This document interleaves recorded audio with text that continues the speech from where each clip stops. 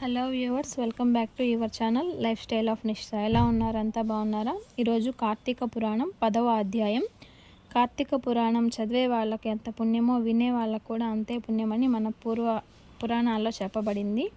ఇకపోతే ఈరోజు 10వ రోజు శుద్ధ దశమి. గజేంద్ర మోక్షాన్ని చదవాలి, వినాయకునికి పూజ చేయాలి, గుమ్మడికాయ, నూనె, ఉసిరి తినకూడదు, స్వయం పాకం, నూనె, గుమ్మడికాయను దానం చేయాలి. కీర్తి, ధ్యానం సమృద్ధిగా కలుగుతాయి. అజామిలుని పూర్వజన్మ వృత్తాంతం. జనకుడు వశిష్ఠుల వారితో, మహాత్మా, ఈ అజామిలుడు ఎవడు? వాని పూర్వజన్మము ఎటువంటిది? జన్మలో ఎటువంటి పాపాలు చేశాడు? ఇప్పుడు ఈ విష్ణుదూతలు వైకుంఠమునకు తీసుకొని పోయిన తర్వాత ఏమి జరిగినది? వివరించవలసిందిగా ప్రార్థించుచాడు. అంతా ఆ మునిశ్రేష్ఠుడు జనక మహారాజుతో, జనక, అజామిలుని విష్ణుదూతలు వైకుంఠమునకు తీసుకొని పోయి తర్వాత యమకింకరులు తమ ప్రభువగు యమధర్మరాజు వద్దకు వెళ్ళి, ప్రభు, తమ ఆజ్ఞ ప్రకారం అజామిలుని తీసుకొని వచ్చుటకు వెళ్ళగా అచట విష్ణుదూతలు కూడా వచ్చి మాతో వాదించి అజామిలుని విమానం ఎక్కించుకొని వైకుంఠానికి తీసుకుపోయారు. మేము చేసేదేమీ లేక విచారంతో వచ్చినాము అని భయంతో చెప్పారు. మీరు చెప్పేది నిజమేనా? ఎప్పుడునూ ఈ విధంగా జరగలేదు. దీనికి బలమైన కారణం ఏదైనా ఉండి ఉండవచ్చును అని యముడు తన దివ్య దృష్టితో అజామిలుని పూర్వజన్మ వృత్తాంతము తెలుసుకొని, దూతలారా, అజామిలుడు తన అవసాన కాలమున నారాయణ నారాయణ అని వైకుంఠవాసుని నామస్మరణ చేశాడు. అందువల్ల విష్ణుదూతలు వచ్చి వారిని తీసుకొని పోయారు. తెలిసి గాని తెలియక గాని మరణ సమయమున హరినామ స్మరణ ఎవరు చేసెదురో వారికి వైకుంఠ ప్రాప్తి తప్పక కలుగుతుంది. కనుక ఆ విధంగా అజామిలునకు వైకుంఠ ప్రాప్తి కలిగినది అనుకొన్నాడు. పూర్వజన్మలో అజామిలుడు మహారాష్ట్ర దేశమున ఒక శివాలయంలో అర్చకుడుగా ఉన్నాడు. అతడు తన అందమైన రూపం చేతను, సిరి సంపదలు చేతను గర్వము కలవాడై శివారాధన చేయక శివాలయము యొక్క ధనము అపహరించుచు శివుని విగ్రహం వద్ద ధూప దీప నైవేద్యాలు కూడా పెట్టక దుష్ట సహవాసాలతో విచ్చలవిడిగా తిరుగుతుండేవాడు. ఒక్కొక్కసారి శివాలయంలో పరమేశ్వరునికి ఎదురుగా పాదములు చాచి నిద్రించేవాడు. ఇతనికి ఒక బీద బ్రాహ్మణ స్త్రీతో రహస్య సంబంధం ఏర్పడినది. ఆమె కూడా అందమైన ఆగుట చేత ఆమె భర్త చూసి చూడనట్టు ఉంటూ భిక్షాటనకై ఊరూరా తిరుగుతూ ఏదో వేళకు ఇంటికి వచ్చి కాలం గడుపుతూ ఉండేవాళ్ళు. ఒకనాడు పొరుగురు వెళ్ళి యాచన చేసి పెద్ద మూటతో బియ్యము కూరలు తెచ్చి అలసిపోయి, నాకు ఈ రోజున ఆకలి ఎక్కువగా ఉన్నది, త్వరగా వంట చేసి పెట్టు అని భార్యతో అన్నాడు. అందుకు ఆమె చీదరించుకుంటూ కాళ్ళు కడుక్కొనుటకు నీళ్లు కూడా ఇవ్వక అతని వంక చూడక విటునిపై మనస్సు గలదై మగనన్ని తిట్టసాగింది. అందుకు భర్తకు కోపం వచ్చి పక్కన ఉన్న కట్టితో ఒకటి వేశాడు. అంతే, ఆమె భర్త చేతిలోని కజ్జెను లాగుకొని రెండింతలు కొట్టి బయటకు తోసి తలుపులు మూసివేసినది.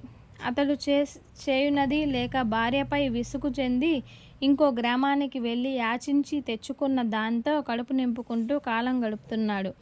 భర్త ఇక రాడని సంతోషంతో ఆమె రాత్రులంతా బాగా అలంకరించుకొని వీధి అరుగులపై కూర్చుండి దారిన పోయే వారిని చూస్తూ ఉండేది. ఒకనాడు ఒక చాకలివాడు ఆ దారిన పోవుచుండగా అతన్ని పిలిచి, నీవు ఈ రాత్రి నాతో గడుపుటకు రమ్మని కోరినది.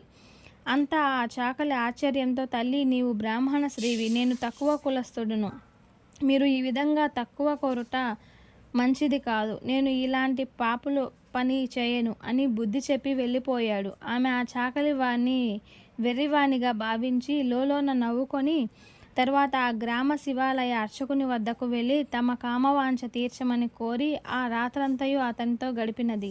తర్వాత ఆమెకు కొంత జ్ఞానోదయం కలిగి, అయ్యో, నేనెంతటి పాపానికి వడిగట్టి తిని అగ్నిసాక్షిగా పెండ్లాడిన భర్తను ఇంటి నుండి వెళ్ళగొట్టి మహాపరాధనం చేశాను అని పశ్చాత్తాపంతో పొరుగురిలో ఉన్న భర్త వద్దకు వెళ్ళి అతని పాదములపై పడి తన తప్పులను క్షమించమని ప్రార్థించింది.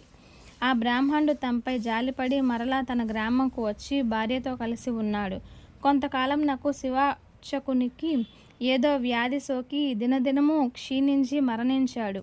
అతడు యమలోకంలో చేరి రౌరవాది నరకాలను అనుభవించి మరలా మానవ జన్మము ఎత్తి సత్యవ్రతుడు అను బ్రాహ్మణోత్తమునకు కుమారుడై కార్తీక మాసంన నదీ స్నానం చేసి దేవతా దర్శనము చేయుట వల్ల అతడు గతంలో చేసిన పాపములు అన్నీ నశించుట చేత అజామిలుడై మరలా జన్మించాడు. తర్వాత తన అవసాన కాలమున నారాయణ అని శ్రీహరిని స్మరించుట వల్ల వైకుంఠానికి వెళ్ళాడు. బ్రాహ్మణుని భార్య కూడా కొంతకాలానికి రోగగ్రస్తురాలై చనిపోయినది. అనేక యమశిక్షలను అనుభవించి ఒక మాలవాణి ఇంట జన్మించినది. ఆ మాలవాడు ఆ పిల్ల జన్మ రాసి చూపించగా తండ్రి గండమున పుట్టినదని జ్యోతిష్యుడు చెప్పగా అతడు ఆ శిశువును అడవిలో వదిలిపెట్టాడు. అంతలో ఒక విప్రుడు ఆ దారిన పోచు ఆ బాలిక ఏడుపు విని జాలితో తీసుకొని పోయి తన ఇంట దాసికి ఇచ్చి పెంచమన్నాడు. ఆ బాలికనే అజామిల్ని ప్రేమించిన స్త్రీ. వారి పూర్వజన్మ వృత్తాంతమిది. నిర్మలమైన మనసుతో శ్రీహరిని ధ్యానించుట, దాన ధర్మాలు చేసి శ్రీహరి కథలను వినుట, కార్తీక మాసం స్నానం ప్రభావం వలన ఎటువంటి వారినైనా మోక్షము పొందగలరు. కావున కార్తీక మాసం నందు వ్రతాలు పురాణ శ్రవణాలు చేసిన వారు ఇహపర సుఖములు పొందగలరు. రాజా, కార్తీక మాస మహిమకు సంబంధించిన సూక్ష్మ ధర్మాలు ఇలా ఉంటాయి. కార్తీక మాసంలో ఆ మాసానికి సంబంధించిన ధర్మాలు పాటించని వాడు నరకానికి పోతాడు. ఈ కథలు చదివేవారు, చదివించేవారు, వినేవారు పాప విముక్తులై పరమపదం చేరుతారు. స్కంద పురాణంలో వశిష్ఠ ప్రోక్త కార్తీక మహత్య మండలి 10వ అధ్యాయం పూర్తి అయినది. ఇది 10వ రోజు పారాయణం సమాప్తం. ఈశ్వరుని యొక్క కరుణా కటాక్షాలు మన మీద ఎల్లవెల్లలా ఉండాలని పరమేశ్వరుని కోరుకుంటున్నాను. ఇంకా నా ఛానల్ని ఎవరైనా సబ్స్క్రైబ్ చేసుకోకపోతే సబ్స్క్రైబ్ చేయండి, లైక్ చేయండి, షేర్ చేయండి. Thanks for watching. నెక్స్ట్ వీడియోలో మళ్ళీ కలుద్దాము. అంతవరకు నమస్తే.